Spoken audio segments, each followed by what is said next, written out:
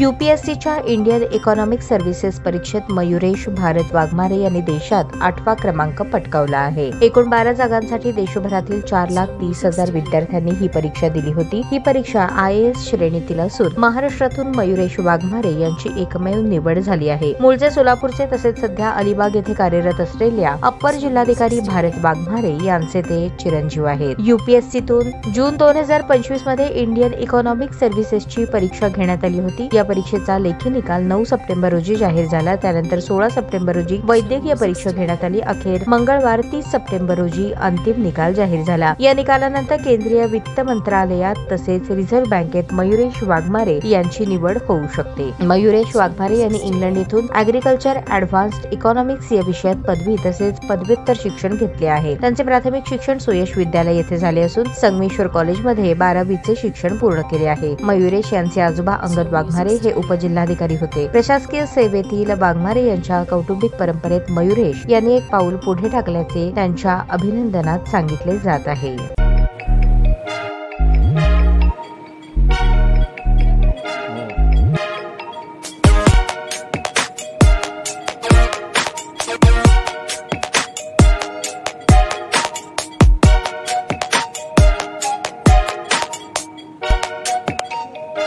सोलापूर शहरातील सुप्रसिद्ध हॉस्पिटल म्हणजे सेंट्रल मल्टी स्पेशालिटी हॉस्पिटल मागील अनेक वर्षापासून सेवा बजावत आहे। 24 तास इमर्जन्सी सर्व्हिस, मॉडर्न टेक्नॉलॉजी, अनुभवी डॉक्टर्स तसेच अत्याधुनिक तंत्रज्ञान सुविधांनी सुसज्ज स्त्रीरोग प्रसूती विभाग, ऑर्थोपेडिक विभाग, मेडिकल विभाग आणि इतर एकमेव नाव म्हणजे सेंट्रल मल्टी स्पेशालिटी हॉस्पिटल। पत्ता गणेशपेठ शॉपिंग सेंटर, मंगळवार बाजार, सोलापूर।